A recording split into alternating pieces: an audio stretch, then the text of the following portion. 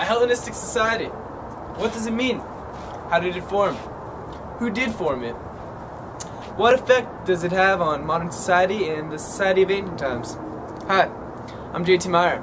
All these questions and more I hope to answer in the next segment coming up. So let us begin. Hellenistic civilization is the blending of Greek values and beliefs along with that of other nations conquered by Alexander the Great and the Macedonians starting in 331 BCE.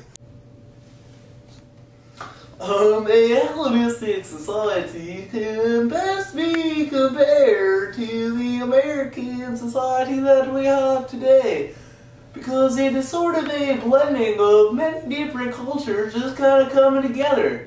Now, of course, in Hellenistic society, Macedonia being, Alexander the Great being from Greece, that was kind of the main culture that was expressed in Hellenistic society, but there was a blend of many cultures such as Egypt, there was Asia Minor and Persia, and even parts of India and other barbaric civilizations that just made a blending of many cultures that formed Hellenistic society. The Peloponnesian War was fought between 431 through 404 BCE between Athens and their Delian League and Sparta and their Peloponnesian League. Yeah. See, the Macedonians, they had the proper fundamentals to have a strong empire. They had good leaders. They had smart leaders. They had a good plan to execute, and they executed it to the fullest. But you see, none of this would have happened if it weren't for the Peloponnesian War. Because up until that point, Macedonia was just a small northern Greek city-state with very little to do with any of the Greek world. But the Peloponnesian War really was the starting point for the Macedonians and led to Alexander the Great being able to establish a strong country in the Mediterranean Sea. As a result of the Peloponnesian War, Greece is weakened and open to outside invasion. And the outside invasion came from an unlikely northern Greek city-state of Macedonia. The Macedonians were led by Philip II when they gained control of all of Greece, but it was his son and successor who would be known as the greatest Macedonian king of all. His name was Alexander.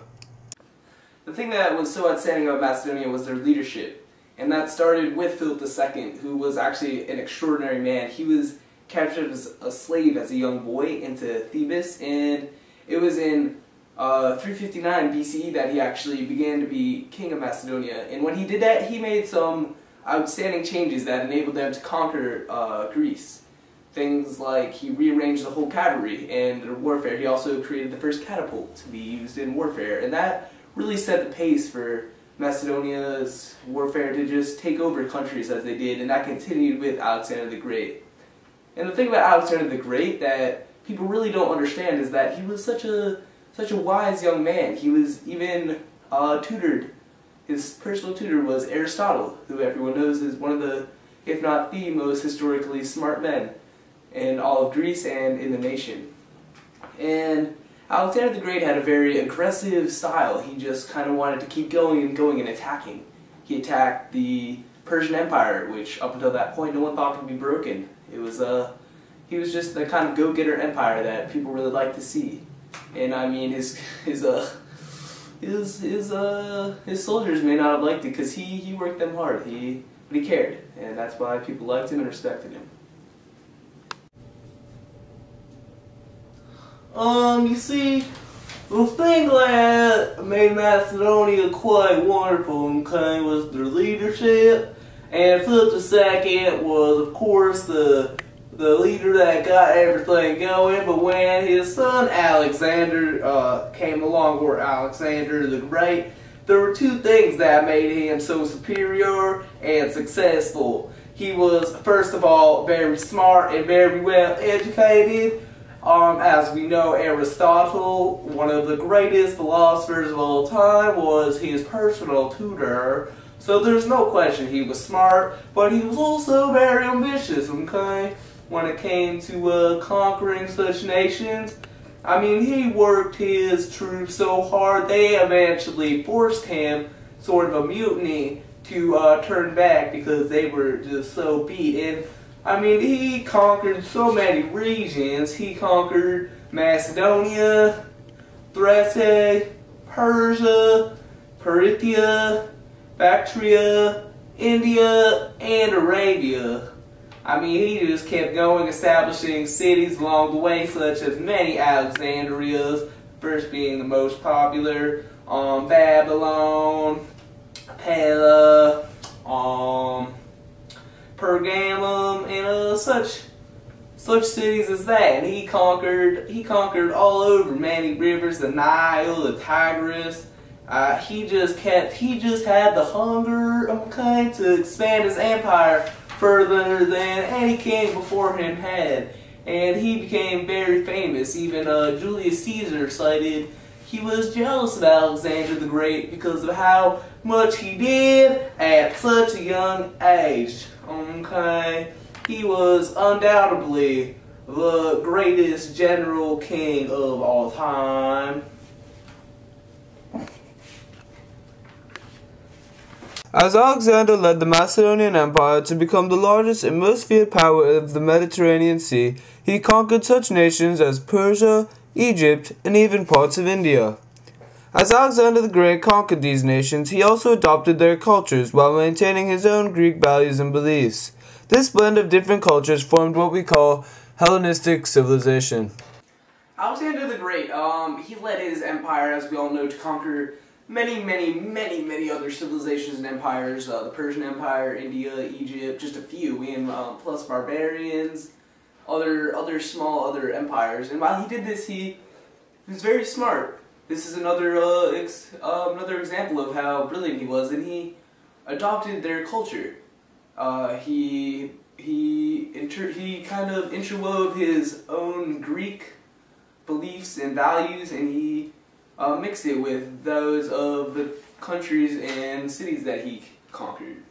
And what this did, I believe, it enabled him to rule much easier, because it would greatly lessen the chance of revolution or revolt of these countries if their cultures did not disappear from them while their leadership did. And also, he did not just adopt holidays and things like that. He adopted forms of government, such as the kind of government that the Persians had with their satraps. He adopted clothing. He adopted just kind of the way of life of many of these civilizations. He even he worked to make his own government very mixed cultural. He did not just want them to be Greek and original Macedonian leaders that he knew. He even married a Persian woman, and that was said to be his favorite wife that he had. And that's just an example of how he really cared about about keeping his empire close together and making sure that instead of having an empire with Persian people and Greek people and Egyptian people, he had an empire of Macedonian people. With the sudden death of Alexander the Great in 323 BCE came the fall of the Macedonian Empire, because Alexander's only instructions were to let the strongest be his successor. As a result, the empire was split by three generals: Antigonus, who ruled Greece and the original Macedonia, Ptolemy, who ruled Egypt, and Seleucus, who ruled the Middle East. Even though Macedonian Empire no longer existed, the spread and influence of Hellenistic civilization continued and can still be seen today.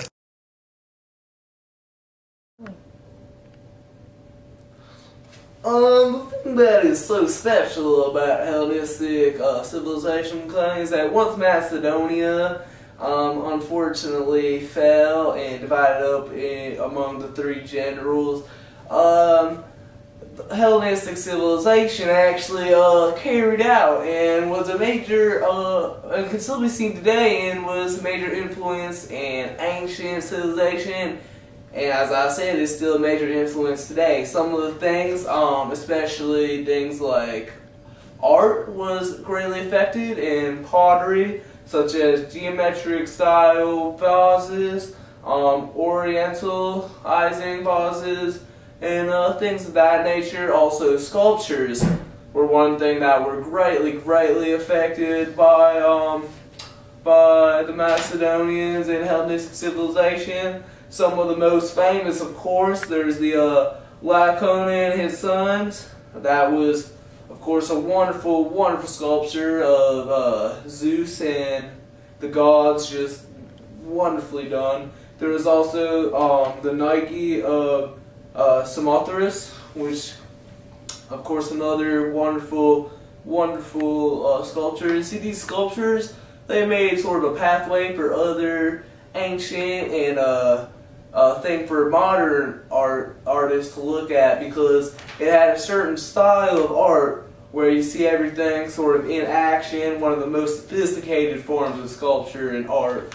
And also, architecture was wonderfully affected by the by Macedonians and Hellenistic civilization. One of the most famous ways was the Greek and Macedonian form of columns, where you have the Dorian, the Ionic, and the Corinthian columns, and that goes, of course, from your most basic to where you have sort of a swirl on top, and then just wonderful sculpture and leaves and everything coming off with the Corinthian.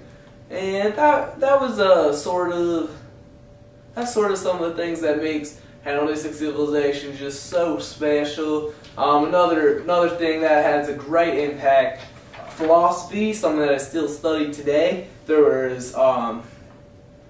was skepticism studied, Neoplatonism, Epicureanism, and Stoicism, and these are things that are still studied today, especially by authors and philosophers and teachers and professors such as myself. So that is just sort of the thing that makes Hellenistic civilization just so special and unique from other cultures, okay? We the best. I represent the hood. I represent the ghetto. I represent the people. I represent you. Listen up. All the money in the world couldn't change me. No diamond rings or them fancy cars. Cause my husband in the hood would've let me